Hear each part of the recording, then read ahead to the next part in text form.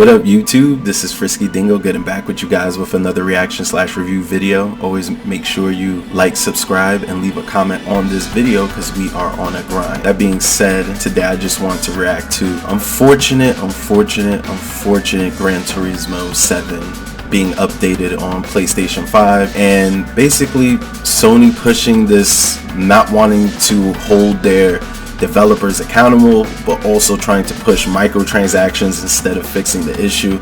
I think it's just really sad that we're getting to a point in the industry and in just gaming in general where the value of gaming and the quality of gaming has gone completely down. I always believe that historically gaming was that one industry where, yes, we had a point in time where game making was very small, but even into the modern age, games like Halo, Modern Warfare became the big blockbusters, and you know, that came very much later in time. So the fact that, you know, we're getting to this point where it's a complete deprecation is just unfortunate. I don't think that any gamer should have to suffer this, especially with Gran Turismo. If you know PlayStation, you know Sony, you know that Gran Turismo has always been one of the higher quality games that were developed for the PlayStation. From the feel to the graphics, Gran Turismo has always been basically at the forefront of the Sony enterprise, especially with their IPs.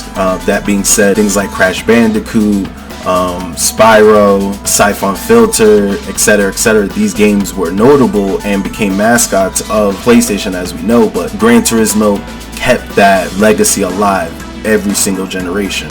That being said, I think it's just really unfortunate that we're getting to this point in gaming where I wouldn't say anything, not everything is sacred, but unfortunately I just think that what could we really say for the gamer? You know, us average people who pay for the quality of game that we're asking for. I think we're coming to basically a fork in the road for the industry where I do believe that there comes to a realization because of the backlash of microtransactions that gamers will end up having to pay more in quality for their game, and that's what I'm going to predict the future for our gaming industry. That being said, I think the biggest point where I'm coming from with this opinion is has just been the quality of not only the games being produced, but what's being released, the things that are being packaged with these games, and how they're being released to the public and the consumer.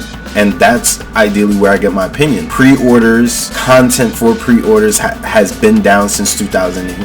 That started with a big representation of people, well, executives in the gaming industry realizing that, hey, the gamer is going to pre-order whatever game we give them, so we don't really have to give them anything much more than what the game comes with already. And this is especially specific with America and United States, and it just shows the retaliation of our capitalistic foundation and how that's even implemented into the gaming industry itself. And that's very unfortunate.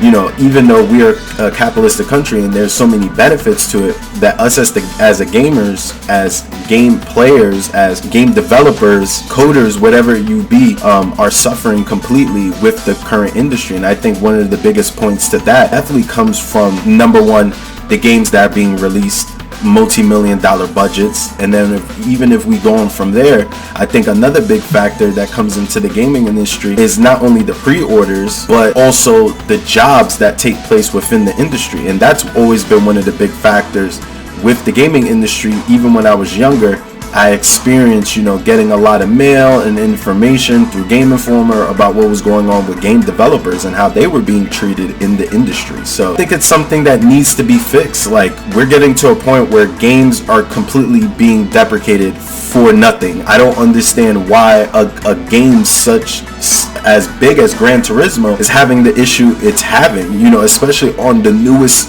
hardware, PlayStation 5. Like, videos ago, how I was very happy to basically want to get the PlayStation 5. And at this point, with all these games coming out, how is it Horizon Zero Dawn is the only game that's had a successful launch. That makes no sense to me. In all of the new age games that have come out for the PlayStation 5, Elden Ring was having issues, Gran Turismo, Cyberpunk, Ratchet and Clank, all those games had issues coming straight out the gate. So I don't know, I think we're getting to a point where I think the industry just needs an overhaul in the sense of ideology and the people that are leading it, and you know, something needs to be done, because like I said, pre-orders, you know, don't come with a lot of content. The games aren't coming with a lot of content. We have to pay DLCs for everything. Now executives are asking around the industry, should we start charging $70 a game? And there's just so many different precedents that are going on that's very unfortunate, and I do think needs fixing. So hopefully we get into some new information on what's going on in the industry moving forward, and hopefully Sony can fix their issue. But until then, I'll see you guys in the next one.